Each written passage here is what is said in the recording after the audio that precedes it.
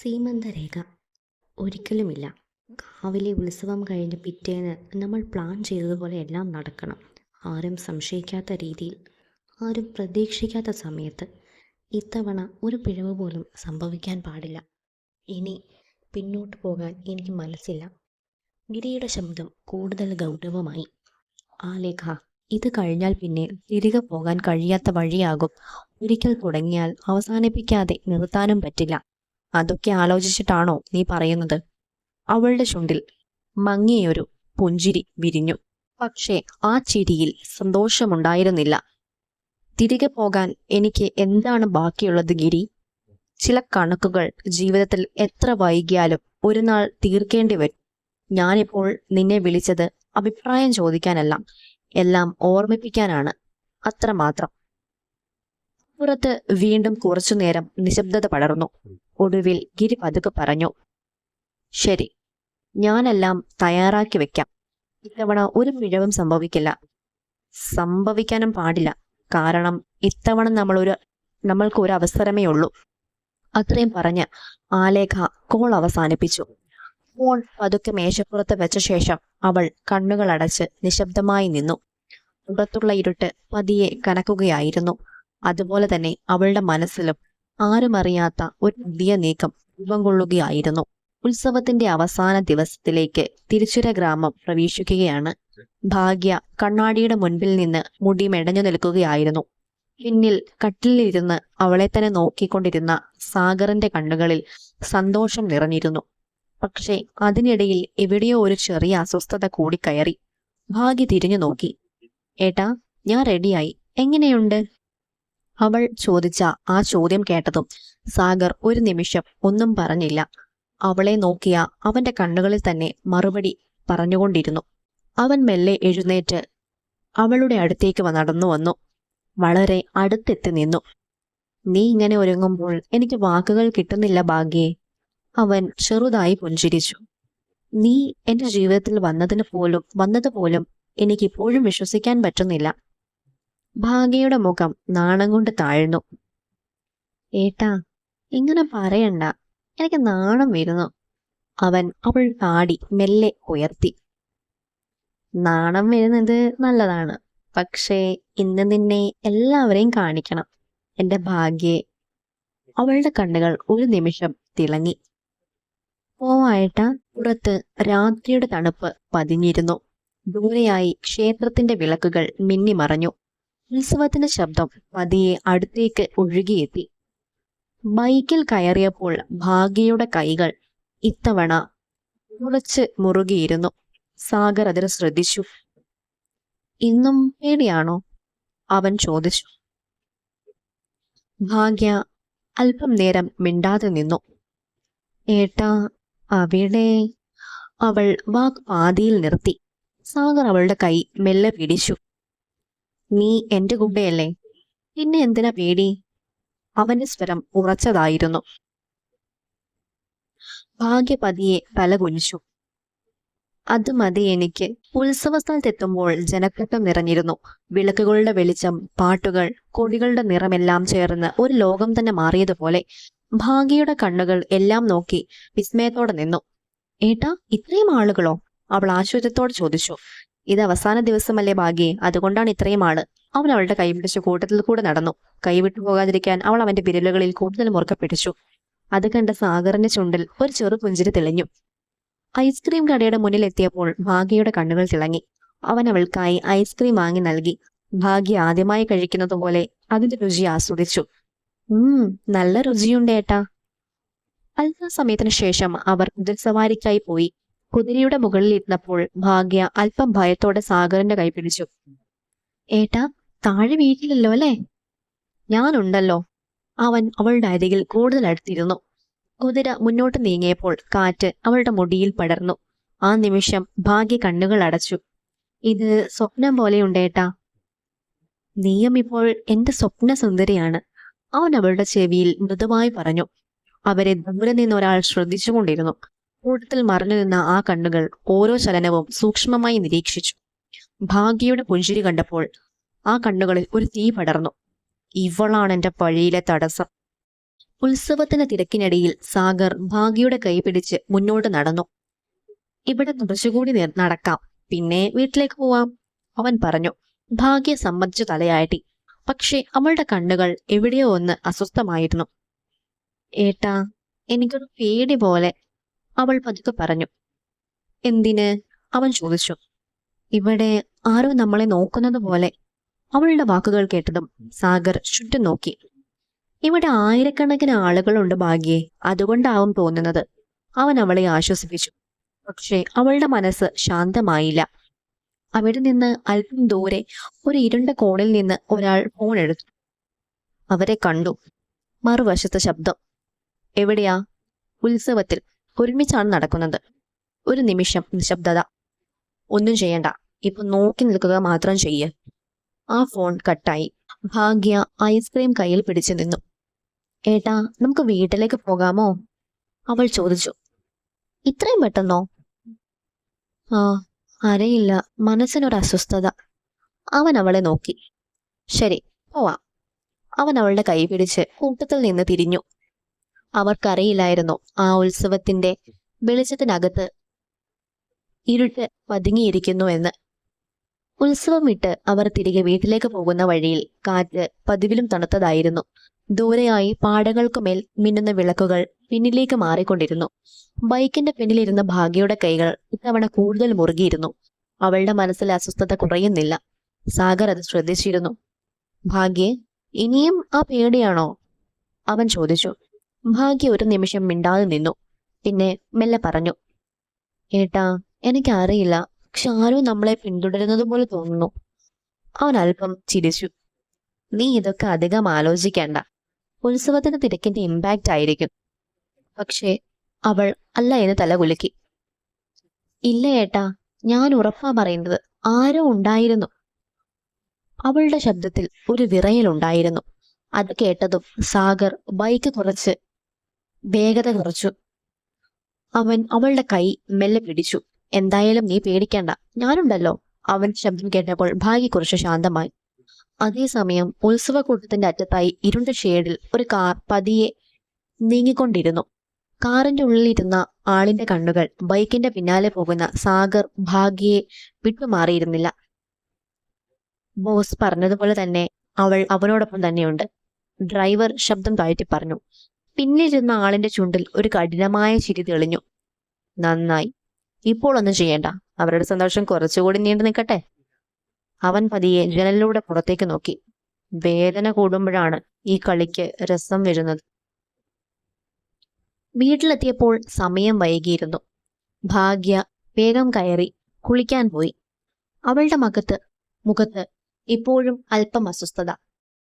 സാഗർ മുറിയിൽ കയറി ബൈക്കിന്റെ കീ മേശയിൽ വെച്ചു. അവനൊരു നിമിഷം നിശബ്ദനായി നിന്നു. ഭാഗ്യ പറയുന്നത് വെറുതെയാണോ? അവന്റെ മനസ്സിൽ ഒരു ചെറിയ സംശയം. അടുക്കളയിൽ നിന്ന് ഭാഗ്യ ഒരു ഗ്ലാസ് വെള്ളവുമായി വന്നു. ഏട്ടാ, അവൾ വിളിച്ചു. അവൻ തിരിഞ്ഞു നോക്കി. ഇന്ന് എനിക്കൊന്ന് പേടി തോന്നിയിരുന്നു, പക്ഷെ ഏട്ടനുണ്ടായിരുന്നു, അതുകൊണ്ട് എല്ലാം മാറിയിപ്പോ. അവൾ അല്പം ചിരിച്ചു. അവളുടെ ആ വാക്കുകൾ കേട്ടപ്പോൾ സാഗറിന്റെ മുഖവും മൃദുവായി. അവൻ അവളുടെ അടുത്തേക്ക് നടന്നു. നീ പേടിക്കേണ്ട ഭാഗ്യേ, നിന്നിൽ ഒരു കല്ല് പോലും വിടാൻ ഞാൻ അനുവദിക്കില്ല. അവൻ അവളുടെ തലയിൽ കൈവച്ചു. ഭാഗ്യ കണ്ണുകൾ അടച്ച് ആ സ്പർശനം ഏറ്റുവാങ്ങി. അതേസമയം വീട്ടിൽ നിന്ന് അല്പം അകലെയായി വെളിച്ചം തീരെ എത്താത്ത ഒരു വഴിയോരത്ത് 2 കറുത്ത SUVകൾ എഞ്ചിൻ ഓഫ് ചെയ്ത് കിടക്കുകയായിരുന്നു. അതിന്റെ വാതിലുകൾ പതിയെ തുറന്നു. ഒന്നിന് പിന്നാലെ ഒന്നായി കുറെ പേർ പുറത്തേക്ക് ഇറങ്ങി. എല്ലാവരുടെയും കൈകളിൽ ഇരുമ്പ് ദണ്ടുകളും വടികളും. അവസാനമായി കാറിൽ നിന്ന് ഇറങ്ങിയത് ഗിരിയായിരുന്നു. കുറച്ചു നേരം അവൻ സാഗറിന്റെ വീടിന് നേരെ നോക്കി നിന്നു. ഇരുട്ടിലും അവന്റെ കണ്ണുകളിൽ കത്തിയിരുന്ന പ്രതികാരത്തിന് തീ വ്യക്തമായിരുന്നു.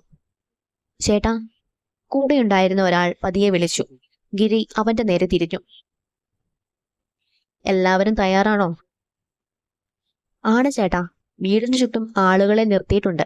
ആരെങ്കിലും രക്ഷപ്പെടാൻ നോക്കിയാതെ പറ്റില്ല. ഗിരി തലയാട്ടി.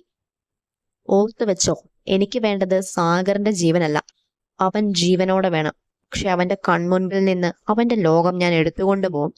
ആരും ഭാഗ്യയെ തുടരുത്. അവൾക്കൊരു പോറൽ പോലും ഏൽക്കാൻ പാടില്ല. ആരെങ്കിലും എന്റെ വാക്കനുസരിക്കാതെ പെരുമാറിയാൽ ആദ്യം ഞാൻ തീർക്കുക അവനെ ആയിരിക്കും. അവിടെ നിന്നിരുന്നവർ ഒരേ സ്വരത്തിൽ തലയാട്ടി. ഗിരി വീണ്ടും വീട്ടിലേക്ക് നോക്കി. അവന്റെ ചുണ്ടിൽ പതിയെ ഒരു ക്രൂരമായ പുഞ്ചിരി വിരിഞ്ഞു. വാ, കളി തുടങ്ങാം. ഇരുട്ടിനെ കുപ്പിപിടിച്ച് അവർ പതിയെ സാഗറിന്റെ വീടിനെ വളയാൻ തുടങ്ങി. രാത്രി കൂടുതൽ ഭീകരമായി. എങ്ങും ഉറ്റ കൂരിട്ട് മാത്രം. എവിടെ നിന്നോ ചെറുജീവികൾ മാത്രം ശബ്ദിക്കുന്നു.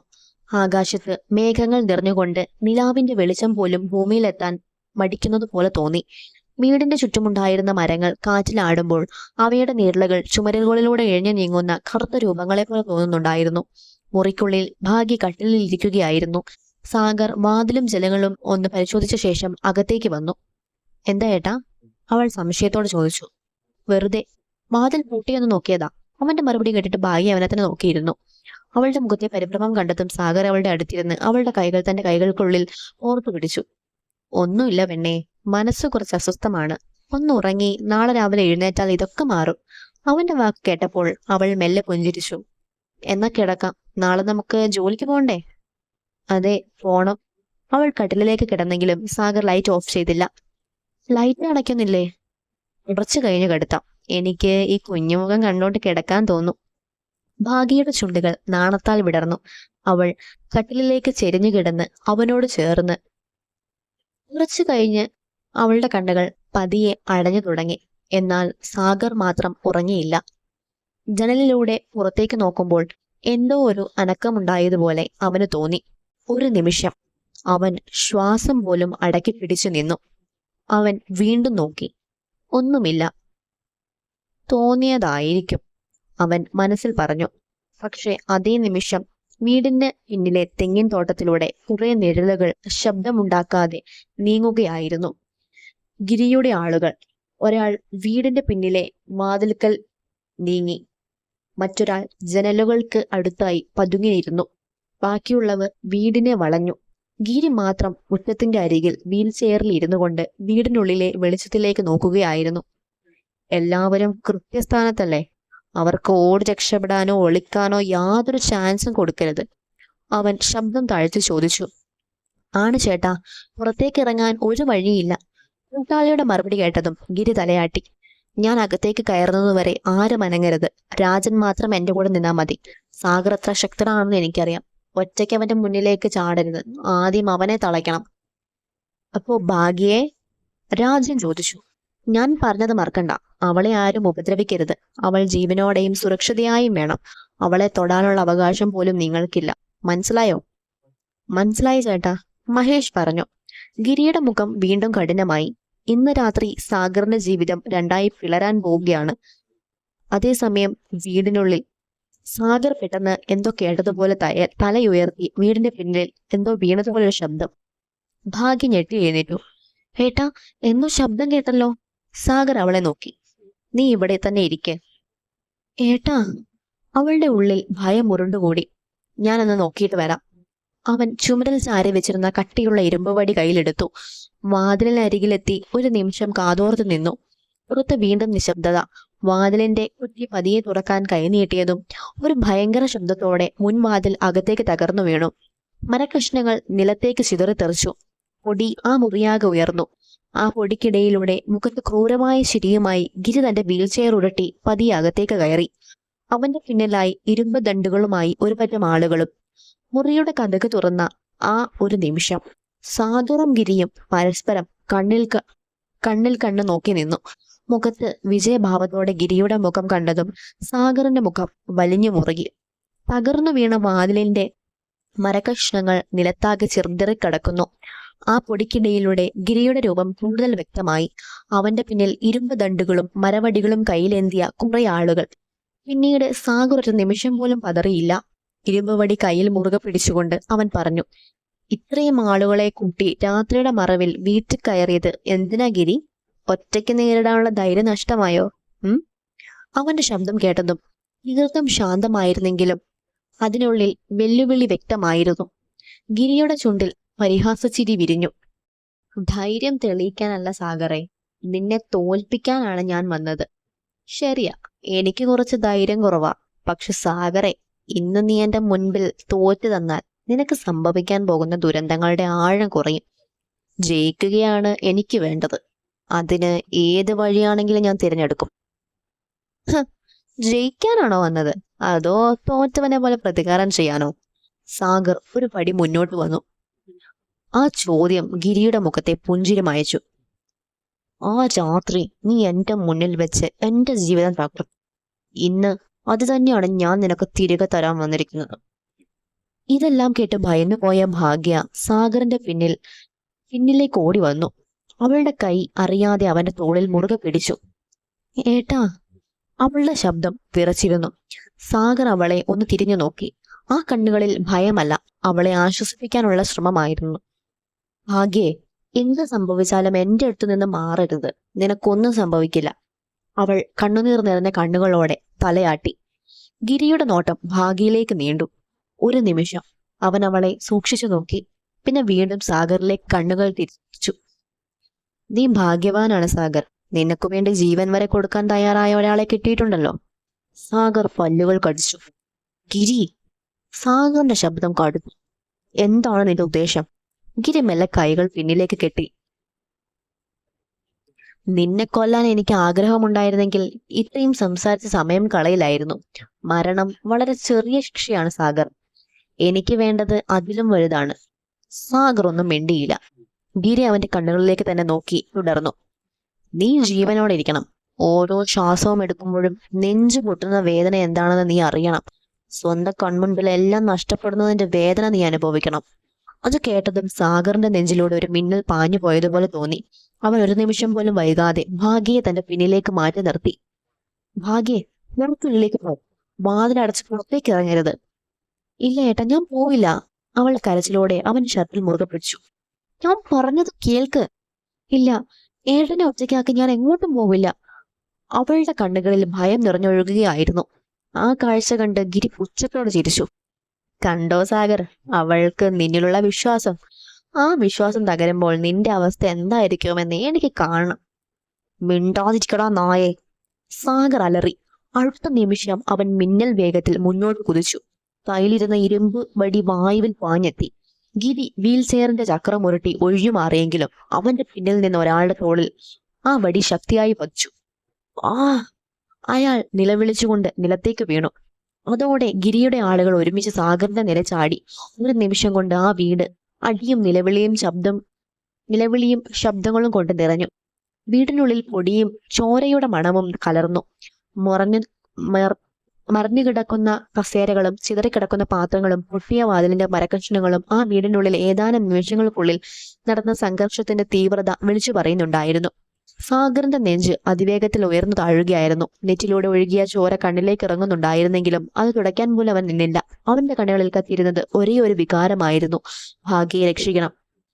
ഇവന്റെ പിടിച്ചു നിർത്തടാ, ഒരിഞ്ച് പോലും മുന്നോട്ടേക്ക് പോകരുത്. ഗിരി അലറിയതും 5-6 പേർ ഒരുമിച്ച് വീണ്ടും സാഗറിന്റെ മേലേക്ക് ചാടി. ആദ്യം എത്തിയവന്റെ വയറ്റിലേക്ക് സാഗറിന്റെ കാൽ പതിഞ്ഞു. അയാൾ ശ്വാസം കിട്ടാതെ പിന്നിലേക്ക് തെറിച്ചു വീണു. രണ്ടാമൻ വീശിയ ഇരുമ്പ് ദണ്ട് അവൻ കൈകൊണ്ട് തടഞ്ഞു പിടിച്ചു പറിച്ചു. അടുത്ത നിമിഷം അതേ ദണ്ട് അവന്റെ തോളിലേക്ക് വീണു. നിലവിളിച്ചുകൊണ്ട് അയാൾ നിലത്തേക്ക് വീണു. പക്ഷെ ഒരാൾ വീഴുമ്പോൾ മറ്റൊരാൾ മുന്നിലേക്ക് വരികയായിരുന്നു. അതേസമയം ഭാഗ്യ പേടിച്ചും ചുമരിനോട് ചേർന്നിരുന്നു. ശരീരം മുഴുവൻ വിറയ്ക്കുന്നുകയായിരുന്നു. മുന്നിൽ നടക്കുന്ന ഓരോ അടിയും അവളുടെ ഭയത്തിന്റെ ആഴം കൂട്ടി. ഏട്ടാ മതി, ദയവ് ചെയ്ത് നിർത്തു, അവൻ ഒരുപാട് പേരുണ്ട്. അവളുടെ കരച്ചിൽ മുറിയാകെ നിറഞ്ഞു. ആ ശബ്ദം കേട്ടതും സാഗർ ഒരു നിമിഷം അവളുടെ ഭാഗത്തേക്ക് തിരിഞ്ഞു നോക്കി. ആ ഒരു നിമിഷം ഗിരി കാത്തു നിന്നതും അതിനായിരുന്നു. കയ്യിലിരുന്ന ഇരുമ്പ് വടി അവൻ രാജന്റെ കയ്യിലേക്ക് കൊടുത്തിട്ട് കണ്ണുകൾ കൊണ്ട് സാഗറിന്റെ നേരെ കാണിച്ചു. രാജൻ മുഴുവൻ ശക്തിയോടെയും അത് വെച്ച് സാഗറിന്റെ പുറത്തേക്ക് ആഞ്ഞടിച്ചു. അടിയുടെ ആഘാതത്തിൽ സാഗർ മുന്നിലേക്ക് ആടിയെങ്കിലും അടുത്ത നിമിഷം തന്നെ ഇരിഞ്ഞ് ഗിരിയുടെ മുഖത്തേക്ക് ഒരു ഇടി. ചുംപൊട്ടി ചോര തെറിച്ച ഗിരിയുടെ മുഖം ഒരു വശത്തേക്ക് കോടിപ്പോയി. അവന്റെ കണ്ണുകളിൽ പക ആളിക്കത്തി. അടുത്ത നിമിഷം 4 പേർ പിന്നിൽ നിന്ന് സാഗറിന്റെ കൈകളിൽ ചാടി പിടിച്ചു. 2 പേർ കാലുകൾ വിരിഞ്ഞു പിടിച്ചു. മറ്റൊരാൾ അരയിലൂടെ മുറുകെ ചുറ്റിപ്പിടിച്ചു. സാഗർ സർവശക്തിയും എടുത്ത് കുതറി. അവന്റെ പേശികൾ വലിഞ്ഞു മുറുകി. അവനൊരാളെ തോളിലൂടെ മലർത്തെറിപ്പിച്ചു. മറ്റൊരാളെ ചുമരിലേക്ക് ഇടിച്ചു വീഴ്ത്തി. എന്നിട്ടും ബാക്കിയുള്ളവർ വീണ്ടും അവന്റെ മേൽ പറ്റി പിടിച്ചു നിന്നു. വിട്ടടോ! അവന്റെ അലർച്ച വീടിന്റെ മേൽക്കൂര വരെ വിറപ്പിച്ചു. എന്നാൽ അവിടുത്തെ ശബ്ദങ്ങൾ പുറത്തെ പെരുമഴയുടെ ശബ്ദത്തിൽ അളിഞ്ഞുപോയി. ഗിരി പതിയെ ചുണ്ട് തുടച്ചുകൊണ്ട് നേരെയിരുന്നു. പിന്നെ മെല്ലെ ഭാഗ്യയുടെ നേരെ നോക്കി. അവൻ തന്റെ വീൽ ചെയർ ഉരുട്ടിക്കൊണ്ട് അവളുടെ അടുത്തേക്ക് ചെന്നു. അവൻ അടുത്തു വരുന്നത് കണ്ടതും ഭാഗ്യ ഒരു ചുവട് പിന്നോട്ട് വെച്ചു. അടുത്തു വരരുത്, ദയവ് ചെയ്ത് അടുത്തു വരരുത്, എന്റെ ഏട്ടനെ ഒന്നും ചെയ്യല്ലേ പ്ലീസ്, അവൾ കെഞ്ചി. തുടരും. ഈ കഥ നിങ്ങൾക്ക് ഇഷ്ടമായി എന്ന് കരുതുന്നു. നന്ദി.